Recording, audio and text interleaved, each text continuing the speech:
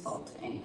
And so I had the incredible opportunity through B&I to work with very social aware leaders. So what does that mean? Essentially nonprofit leaders, leaders in the social impact, and I help them either behind the scenes as a consultant with the systems, right? As we know, in order for organizations to function, they need systems. In order for organizations to be inclusive, they need those systems. So writing reports, data analysis, but then really thinking about the change management piece. Also speaker, as you currently see me, and then doing one-on-one consulting as well. And prior to that, I was actually in higher education, so I love that you're next to me. And worked at different nonprofits with different social issues, and really, I think similar to so many incredible people, and I would say my mom's also in the audience, I was always taught to not sit there and be quiet, and so when I really saw social issues, I jumped in and really made sure that I had an impact to me. So that's me. I am Margaret McKenna, and I'm the former president of Lesley University and Suffolk University, if anybody remembers that story. Rachel and I have something in common here about facing adversity when you have a group of white men telling you you're too aggressive and your style doesn't fit our culture. So I started my life, however, as a civil rights lawyer, suing police departments for race discrimination all over the country. And one of those police departments was Baltimore.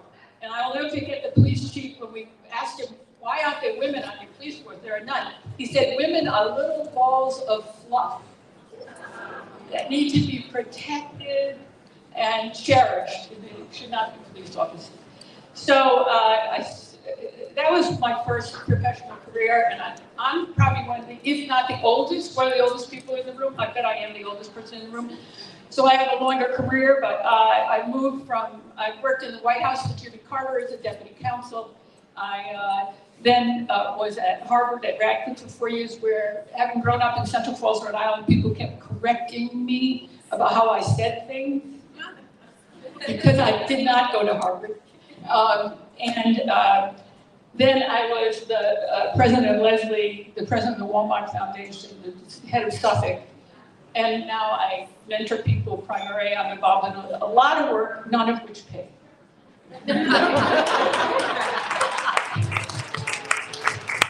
They pay, but not monetary. They pay for it. Happy Saturday, everyone. So first, two things. So first, thank you for extending me grace for my mask. I am high risk and I wear it everywhere I go. I've been to the White House twice speaking and I had my mask on the whole time. So I appreciate you supporting me in my health.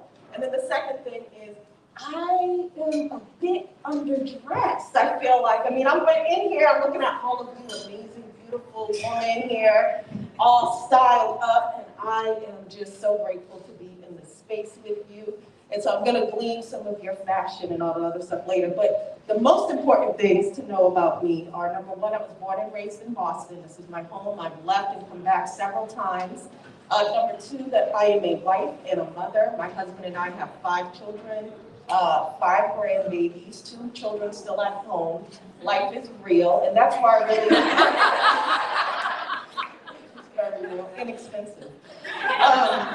But that's really where I learned most about all of the different fields and spaces I've been in. Everything from resilience to emergency management, to homeland security, to racial justice and social justice, organizational development work. All of those things are actually deeply rooted in my experiences in trying to figure out how do you raise 5 Black children, African American, in a society that's not designed for them to see themselves in certain ways, that's not designed for them to have a clear pathway to success.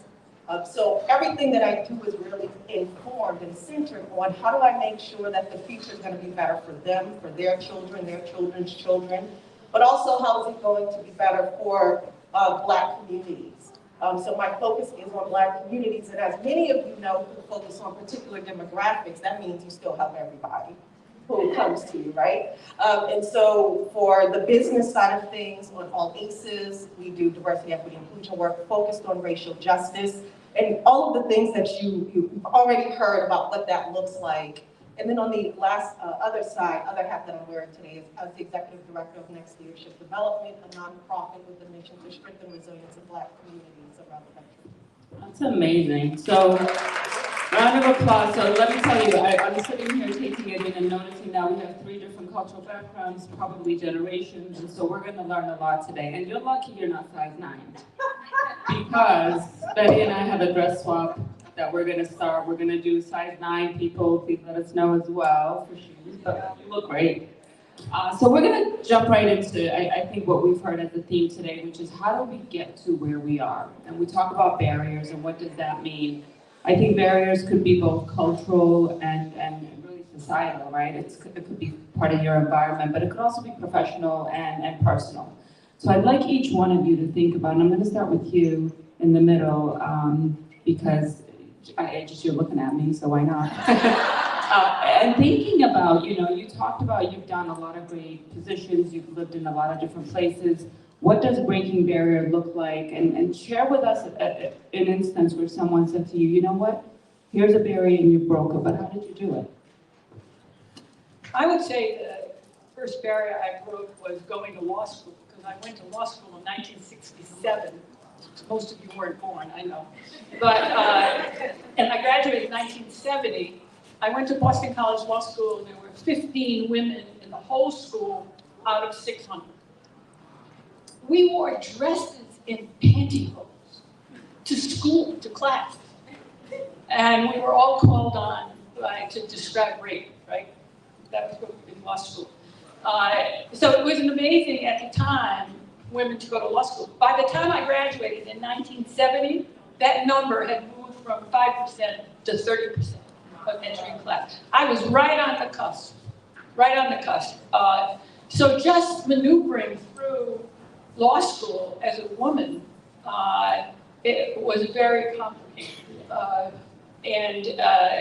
So that was really the first. I would say, I was in the White House and I did all this stuff, but the cultural change for me was Harvard.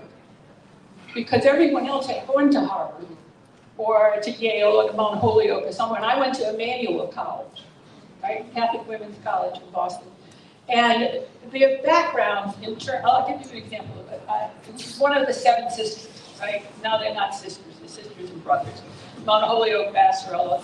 And I was at a meeting with the guy who was from Mount Holyoke, and he said, our students have changed because our best students now go to Yale and Harvard that are now co-ed. And we get the students who have never been to a museum or read a book other than a contemporary book. They don't understand art, they don't speak another language. He's talking about me. And I said to him, isn't that a great opportunity for you? Where you can bring people in and really open their eyes and change who they are, as opposed to people who already know all of that. He didn't like that. So that's it. Yeah, that's great. Thank you for that. I actually worked at Mount Holyoke College, so. Oh my gosh, there's so many. I think for me, code switching was a very early thing. My parents very much wanted me to go to college, so there was no, right, like similar to you, Betty, like a B, not good enough, keep going. Like you need to get to college, you need to go there. And so code switching was just something that I had to learn how to do. And so when I was in different workplaces or communities where I was the only one and I was tokenized, I expected that, right? Like I expected that. I knew that, well, you're the Latina, you're the this, you're the that, dyslexic, ADHD, all the isms. And so I expected to be discriminated against. And so I will say, I think for me, breaking barriers, when I think about that, is one of my last full-time jobs that I had, which was actually, they said that they were a BIPOC nonprofit and we're doing things for BIPOC people, and majority of the staff, except leadership, were BIPOC people. And there was all this conversation in the community that we served were students of color. And, I went there to fit in. I went there to finally not have to feel like I was constantly having to break down white supremacy. And yet when I got there, it was then the gender. It was then, you don't know how to take no. It was all the other isms that came out, which I know there's a question about intersectionality later. But here I was walking into a place thinking, I'm finally not the only one, but it actually ended up being one of the hardest places I ever worked because I did not expect it from that place. And so for me, breaking the barriers, we're able to really advocate to build a team in order to support the students, because I was the director of student college success. So it was actually being able to build a team that matched the amount of students that were there so that they could actually get the support they needed. And it was in building that team thinking about how am I bringing others up? One of the best advices I ever got is the higher you will go up in your career, it is no longer about you. You are no longer the MVP. It is about making others the MVP. It is about making your team the MVP. It's about making the entry-level people the MVP. And so I always think about that. And so for me, breaking the barrier is how am I helping someone else get into the position that I am leaving or into the room? And how do I get those folks into the room that their voices matter?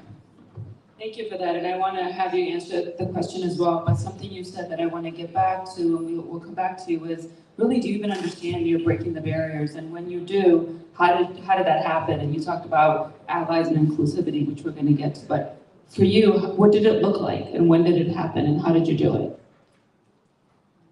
That's a hard question for me because I feel like with the reality of racism and all the other isms and classism and all the stuff, we're constantly breaking barriers from the beginning, right? Just surviving, right, is breaking a barrier in many instances that folks didn't break you down so far that you have been whittled down to nothing, right? So that's one part that everyone is a part of, is being present and being in the spaces that we're in. The next level is when I'm in these spaces, how am I using my voice to make sure that I am not the only one benefiting from being in this space?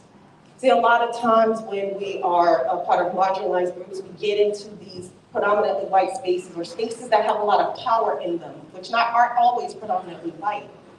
And we want to be like the people in power. And we feel privileged to be in the space with these people. And we forget that we're not there just representing ourselves or our own interests, that there are other people that we should be responsible to and who we should be accountable to in all of these different spaces, and not to allow the spaces to absorb us, but to be in the spaces in our own right, clear about who we are, why we're there. And then the third thing I'll bring up is kind of more in the organizational context. A lot of the organizations that All Aces works with are organizations where they have missed the mark on what it means to break barriers. Everyone thinks that it's just being the first, right? Oh, we had our first Black this, we had our first Latinx this, we had our first that. And really breaking the barriers is more about how are you as an organization going to change your operations and your culture in order to make sure that when people look at your organization, they can see themselves in it, and that they know that that's a place I want to go work, right? Regardless of who you are, I want to go work there. And what people miss about that opportunity to break a barrier, break many barriers, is that the issues that people of color, women experience in the workplace are deeply rooted in the systemic policy, practice, culture issues of organizations, right? And when that is the issue, everyone in the organization is harmed except for the people who have the relationships and connections and resources to navigate the dysfunction. Everyone else is struggling, but people of color and women are the folks who are struggling the most because of racism and sexism and classism and all the other things. So when I think about breaking barriers, I'm thinking about all of those multiple levels of ways that we can break barriers as individuals, in community, when we're in these spaces of power, and organizations writ large who have influence and power on the lives of people they're helping around. Yeah, and you want to add to that, and we're going to get into. I just want, you talked about being the first, and I was the first in a lot of things, first deputy counsel to the present woman, the first woman to lead the chair of the Department of Elementary Education, the first person. And I love Shirley Chisholm's remark. When people asked her, this is one not a well, if your chair isn't at the table, bring one. I love that one too. But she said, when people asked her, isn't this great, being in Congress, you know, so special, Black woman, and she said, I will be happy when there are as many mediocre women in the Congress as there are mediocre men. Then, so the women in this room, the women you've heard today, are all extraordinary, but we shouldn't have to all be totally extraordinary and, you know, have done everything to get where we are. There are a lot of mediocre men in very high positions, and they're not helpful to us. Yeah, and I think that, you know, just as you're saying that, in the 24, the fact that we could still say I'm the first anything, I think is quite daunting and baffling. While it shows progress, I think in 2020, the first of anything is quite scary and daunting. So the question about intersectionality, I do want to get to that. I think that kind of dovetails into inclusivity and what does that look like. So I'd love for you to kind of dive into that. So in terms of, I think, intersectionality, how does that kind of consider identities? I think that that's important. So if you can. Yeah, so I think in intersectionality, it's really thinking about, right, the power imbalances. And so that's one way of looking at it. It's essentially, what are all the multiple hats, faces, identities that we have, because that impacts our lived experience. And so, right, for me, you see me as a Latina, I am brown, I am very short, I am curvy, but then you don't see the fact that I have learning disabilities, you don't see the fact that I suffer from chronic illness, you don't see all these other things, yet that impacts my lived reality, and that then impacts how I walk into a room, physically or presenting. And so with intersectionality, it's really tied into inclusivity because, right, there's so much, I think, in the world that we live in, right? Ben Shapiro is always tweeting some horrible, silly thing. I was about to use curse word, but I'm not. Silly thing about intersectionality being horrible, but it's because intersectionality has somehow equal diversity, which also diversity isn't horrible at all. But intersectionality is really thinking about how are our lived experiences different? And with that, I think it's important to say it's more than just what we see. And I think that is the critical part when we're working with each other. And I know empathy is impressions, so I don't want to jump ahead, but like, right, you don't know everything that a person brings into a room. You don't know everything that a person has and those lived experiences that they can't just, right, there's the hidden ones, but there's also the ones that are very visible that has impacted how they move in this world and what has, you know, how complicated their life has been and everything they've had to go through. Absolutely, and Yvonne, I think that from a perspective of, I want you to think about it as we get to Dr. McKenna, from a perspective of generations and having done different professions. So we'll jump there, but I do want you to address this from there. I just want to jump on the generation stuff. Sure. I am so glad to be here and see young women who are interested in talking about women. I get nervous. Give yourself a round of applause, everyone. You know, I feel now I can sort of get out of the way if I'm in the way of anybody who wants to do things I've done, but I really have worried about Generation Z, millennials, and I have two of those sons, and they are very much feminists, I want you to know, my two sons. And one of them, yeah, and so it is so important that we're here and that we can say to you how important you are, because we are getting old, some of us. Those of us who grew up in the 60s, right, and we believed we could change the world. We didn't change the world. I mean, when I stood police departments who had no Black people, no Latino people, no brown people, and then we made them, because there was affirmative action then, we made them higher, right? And we 20%, 30% of the police force, we thought it would change, and it didn't. It did not, because the culture of the police and how they train is just them and us, right? And that's it. It doesn't matter what color you are. So we thought we knew everything, right? We didn't know anything about that, how to create change that was really change in certain organizations. And that's why, we leave the world to all the young people here, which is everybody as far as I'm concerned. And how much we need to depend on you, how much you need to be in this conversation, right? Because when I was at Leslie for 20 years, women there would say, well, I don't know what you're talking about. What do you mean discrimination? What do you mean we treat you differently? And I was horrified, always horrified. But then I thought, well, wait till you get out in the world, we'll see, right? So I can't say enough about how happy I am to be here because of the intergenerational stuff that's going on among all of us. And I will leave here and go back to my granddaughters. I have 2 sons who are 5 and 2.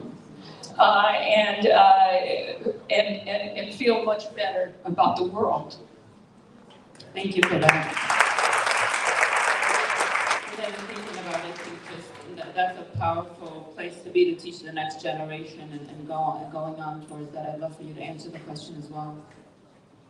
So I'll start with inclusion or inclusivity and then intersectionality. So inclusion, and a lot of times when people talk about being inclusive, it is something that they separate away from everything else. It's like the special thing over here that we have to do to be nice to people because it's, good for them, as opposed to understanding that we are in an interconnected society and world, and as people, everything that we are going through and are dealing with is interconnected, even no matter what lens someone has put on it, no matter if someone says, oh, that's a Black issue, oh, that's a Latinx issue, well, that's this issue.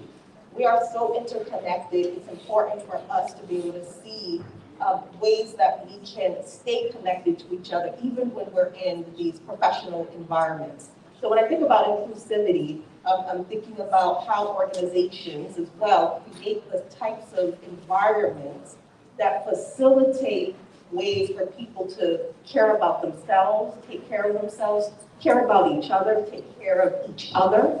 And that's an important part of not just doing something nice for people, but that's an important part of having in the type of organization, again, that people want to be in. But also, the types of organizations people want to be are usually the types of organizations that are successful. They're not separate. And so as we're talking about inclusiveness, also remembering that there's a level of intentionality that we have to have, whether we're individuals trying to create a more inclusive environment or whether we're an organization. And as an individual, that means that we have to show up in a way that's not just about the words, about being a social justice warrior glossary person who can say all the definitions and all of that, but how you treat people matters. I've seen people who are the pinnacle of the pinnacle in the news. Everyone knows their names about on these types of issues on equity and justice. And the way I've watched how they interact with individuals that they think are meaningless or have no power or are not important, and that is not being inclusive. I don't care what words you use or which, the way you say you are or how you frame yourself. And then this piece around intersectionality, one of the things that in my personal experience is that I have all of these many hidden identities, right? So I'm obviously a Black woman, but also I am a mom, I'm a wife, I'm also a photographer, I'm a videographer, I think I'm a documentarian, so I'm always recording stuff. And I think when it comes to other parts of my identity, like having a disability, a couple of disabilities, having chronic illnesses that are really invisible to people because on the surface, I look like I'm in great shape and all those other things. And I'm benefiting from many years ago of being athletic. I'm not athletic anymore. But my present day reality, I struggle a lot every day, sometimes just to get out of bed. And so when I'm navigating in different spaces and remembering the struggles that I have, being able to see that other people are also struggling, even if I cannot see it with my eyes. And that using it as a way to be loving to other people, even when we don't want to be or don't feel like being loving, especially to other women. And I know that every woman is not of the same, though we all don't have the same values. Some of us aren't really ready to be collaborative with other women.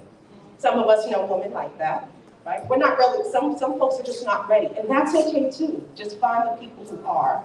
And that's what we talked about in the beginning around it being probably either cultural, societal. I know for me as an immigrant from Ethiopia, I lead differently. And it's a lot to do with cultural. But I do want to get into the fact that, and exactly what you're saying around, we live in a society, in this room probably I see Gen Y, Gen X, baby boomers, and definitely, maybe Gen Y as well, everybody, so which is phenomenal. And all inclusive. My girls on the side of cheering us on. So I want to talk a little bit about empathy and understanding, because sometimes you're in a room and you're thinking about breaking barriers, you're thinking about inclusivity, and we all know if you've ever been the only one we're wrapping up in a room, I'd like to give each one of you an opportunity to answer a question about what does empathy mean when you cannot change someone's mind, because there are someone that are boomers that just not going to change the way that they include or they lead. And how do you still move forward knowing that the greater good still includes those that are not amicable to change and inclusivity? So you can start here and just go right down and then we'll wrap it up. I know time is of the essence. So I'll be more succinct. So number one, I want to close out something I was saying about intersectionality. I want to make sure we don't lose, which is a lot of times we talk about intersectionality. In many conversations, it's a way to not talk about certain issues, right? So in many instances, particularly in organizations or spaces of power, you'll hear people say, oh, we're not talking about Latinx issues right now. There's other issues, intersectionality, right? So it's been partially weaponized against different identities, and I think it's important that we are conscious about that. And then to this piece around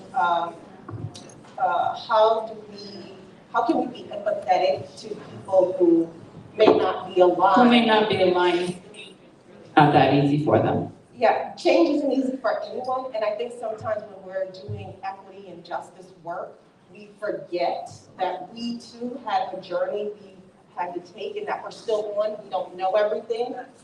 And how we show up and interacting with other people who are at the beginning of their journey or haven't even started their journey yet is to remember that there was a time we didn't know all the things that we know, and that we, again, don't know everything. And so when interacting with folks, staying focused on the mission at hand. So how can I work with this person to accomplish what I need to in this moment, right? That's the reality. And I might have to shift and adjust the different approaches I take. And I'll pass it over to you. So I became a college president specifically to encourage social change in students. When I was in Washington, in the administration, I was trying to go, what do I do next? I could go, I'm a lawyer, I could go to a firm, make a lot of money. What I really wanted to do was to be a college president. I had no right to be a college president. I was a lawyer. I never taught. It didn't matter. That's what I wanted to do. And I tried to figure out how to get there, which is what people should do. I got picked up 6 or 7 honorary degrees. I taught for 1 semester, and then I figured I'm ready. And I became a college president because I wanted to create social change catalysts. And I will not spend my time trying to convince somebody who's a Trumper to change their mind. Because it's wasting my time and wasting theirs. We have nothing in common. But I do think, like being a university president, I think that you want to expose people to a variety of different issues, not only the ones you believe in, because otherwise they won't be able to defend their own positions when they leave, but a variety of things, and also the responsibility they have to be good citizens in the broadest sense in giving back. If you get this education and you get this opportunity and for those people who are older and retired, I feel the same way. You have an obligation to give of your skills and your experience to give back. And if you're not a very good person. And no matter what job you have, and I've had a lot of weird jobs, there is a way, even in a big corporation, to get change. When I was at the Walmart Foundation, I got them the first time to give away food while I was there. Yep. And they are the largest donor of food still today. And I didn't agree with anything they said. Thank you so much for that, and I'll give you 30 seconds. I know time is Yeah, so I will say you cannot climb Mount Everest in a day. So how can you be with someone on a journey to at least take a step forward? And so that's how I would say how you work with someone who you may not be 100% valued aligned. How can you find value congruence and just take a step forward together? That's great, and I know we're at time. I literally could speak to these women forever. I don't want to go home. I want to stay with you guys, but I'm sure we all have places to go. I want to just close it out with a quote, and what I've heard throughout this panel and other panels is that, one, you're not alone, and if you are, change that immediately. And specific to resilience, inclusivity, and breaking barriers, one of my favorite quotes I'll close out with is Zora Neale Hurston. So the quote says, "If you are silent about your pain, they will kill you and say that you enjoyed it." So make sure you speak your truth about inclusivity, breaking barriers, and take other women along with you. Thank you for your time.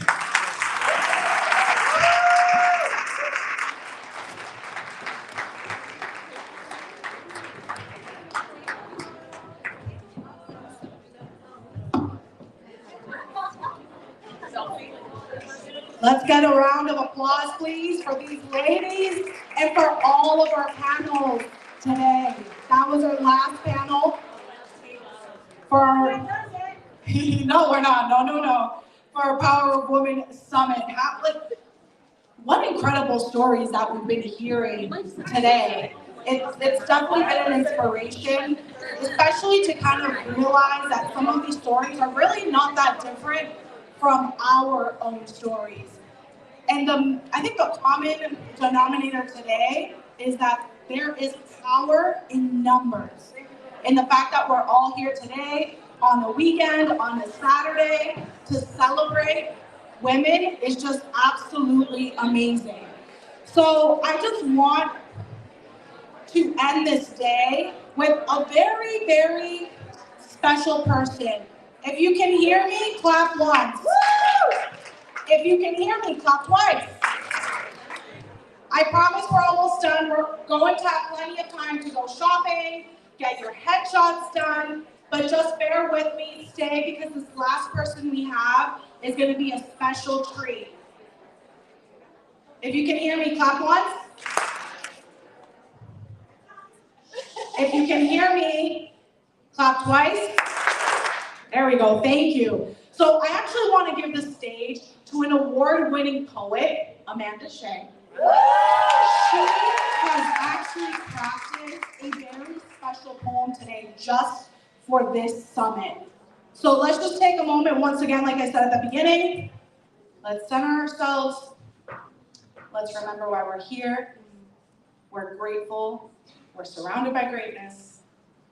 And let's give a round of applause to Amanda Shea.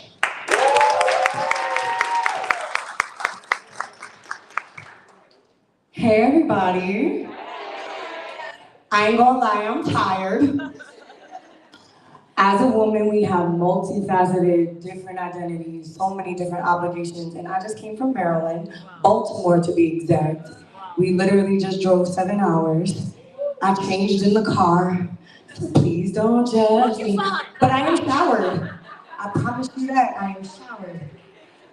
With that being said, I finished this piece on my way back, but I would be remiss if I did not name what just happened in Baltimore. I travel a lot. We drive a lot, it's a lot cheaper. And to have a gig on Friday and see the bridge come down on a Tuesday was really scary. It reminded me that that could have been anybody. any one of us at any point in time. So with that being said, I just want to just take a moment of silence for those folks who are working on the bridge, for the folks traveling, making their way home to their families, and unfortunately did not see them. So I just want to take a moment of silence for them.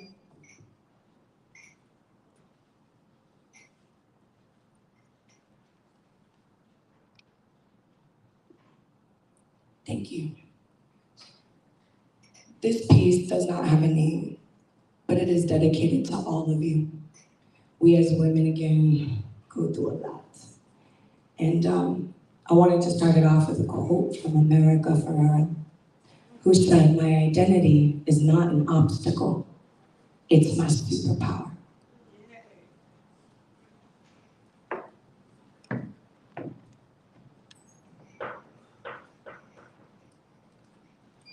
As we put on our makeup, the first mask applied for the day, balancing diets, finances, and kids' seesaw effects of womanhood, where we are tasked with obstacles daily, requires us to be professional contortionists, mental gymnastics of our everyday, of food lists, and changing from one uniform to another, we conceal our other aliases: mother, auntie, daughter, teacher, CNAs, nursing our children while pouring into cups that may not always pour into us. Call it our civic duty. No matter the path, can be a thankless position of employment. Superheroes battling stereotypes of what a woman should be like, act like, and even look like. Don't allow patriarchy to deter you. We know they think it's a man's world, but Beyonce sung us a different anthem. In reality, we manifestos, masters of manifestation. We birth generations within discomfort gracefully with ease, and this world isn't easy. We must stand proud, but not too loud, be assertive without being too aggressive, listen intently, and stay silent. But that's not our gospel. We dispel discrimination against injustices, name us all the Crown Act. Safe havens, bearing halos, providing sanctuary for all souls lost and found. Phenomenal women, I see you. We all see you, walking in your purpose, purposefully and intentionally. Weight on your shoulders, you carry worlds around. We simply orbit in your universe. Even when you are lost in your own space, please don't forget to cater to you. As you nourish the seeds you plant, let this be a reminder. You're your best creation. Stay grounded. Vividly paint a tree within your spirit and extend a branch to your neighbor. Extend a branch to your neighbor and hand each of you, please, in this room, grab your neighbor, extend a branch. All of us, even the ones standing up, go lean into your system. I know that's right. Even the ones in line at the photo booth. Hold hands. I know that's right. I see y'all. Womanhood is also sisterhood. A deep connection of understanding and empathy, for only we truly know what we endure. We also know what endurance looks like. For our mere existence is the resistance, omniscient presence, and beings transmitting beauty. Our energy is felt. Our frequency can transform spears into formation. Revolutionaries like Asada and Afeni, poets like Amanda Gorham and Portia O, authors like Adrienne Marie Brown and Rebecca Wells, producers like Issa Rae and Evelyn Brito, directors like Ava DuVernay and Jessica Estelle Hudgens, chief communicators like Jessica Pierre and Haley Smith, leaders like Mayor Wu and Ayanna Presley, counselors at large Julia Mejia, change leaders like Rachel Rollins, radio personalities like Free from 106 in Park, or Spark FM's Daniel Johnson, as you know, Miss Hot Sauce. Progressive is collective. Each of us walks so those beside us and after us can pass the baton of breaking generational curses and truly empowering one another. Thank you.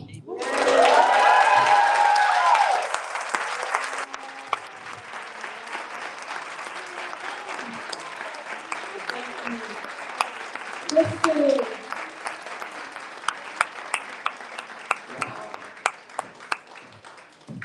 Listen, y'all. I feel like today we were in church because the spirit of being poured into is a fellowship and a sisterhood. And I want to also recognize that we have to uplift and look at, oh, my little Mike, we have allies.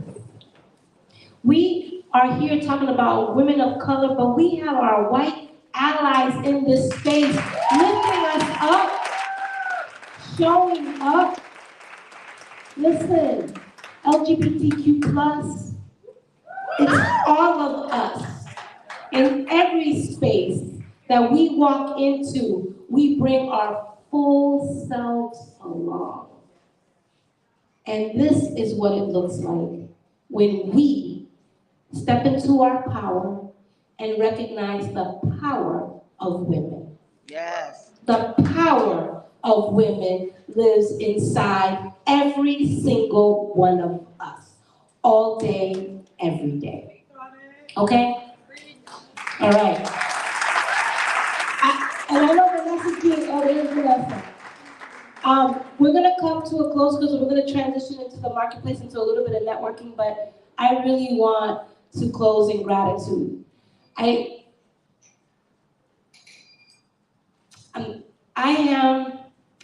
I'm a public servant, and I love my job.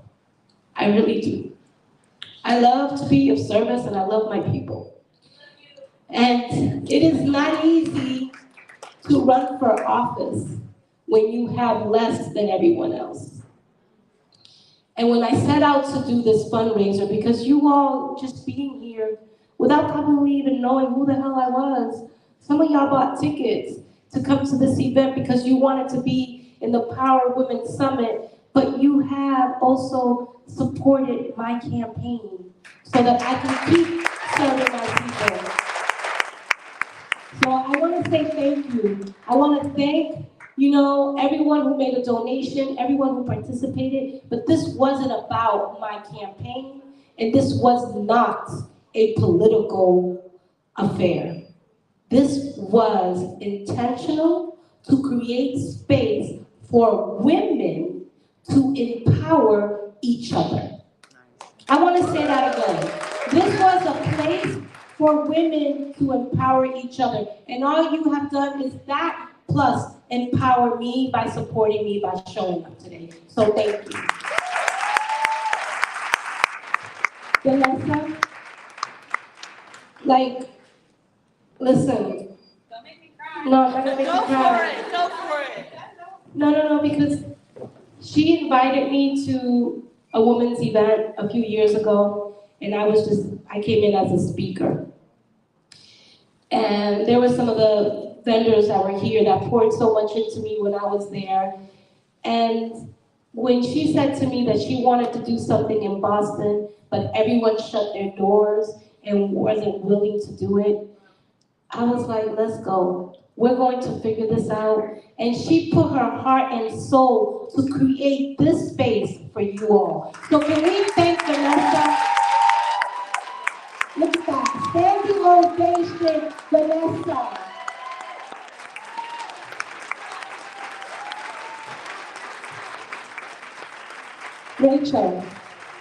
Rachel, listen.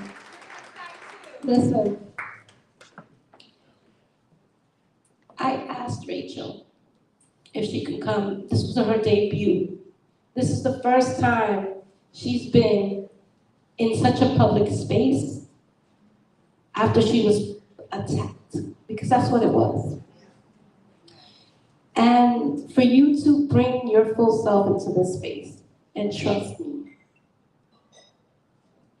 And trust me. This is what it looks like when you are loved. Look.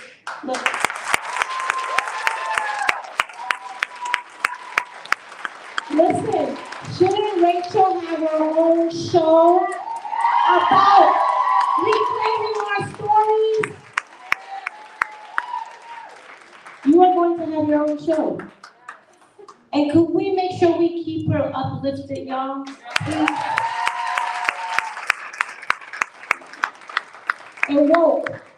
My woke studio, my woke multimedia people in the building. We're gonna stream all of this. And I'm going to ask you all to continue to support each other. Because this can't be this room and we're done. This energy needs to live outside of this space. We need to continue to be who we always wanted in our own lives. So I'm gonna ask you all, right? And I'll end with this, and then we're gonna move into the marketplace, right? I'm gonna leave you with this. Never, and I said this before, but I'm gonna say it one more time. Never leave yourself at the door to make anyone comfortable. Never, ever water yourself down so you could be digestible, because if they don't like you, let them choke. And ladies, that's right, ladies. And I'll say this, and y'all can follow me at juliafromboston.com, and y'all can make another donation if y'all want to, but for now, ladies, listen, nothing about us without us is for us. Ladies, nothing about us without us is for us. Y'all better get it right the next time. It is nothing about us without us is for us. Mira, al final del día, para todas las mujeres que están aquí que son hispanas, nada para nosotros sin nosotros es para nosotros. Nada para nosotros sin nosotros es para nosotros. So let's go, women who rule the world. We do. Thank you. All right. You're like, we call our best and the mostest with the hostess. Carla!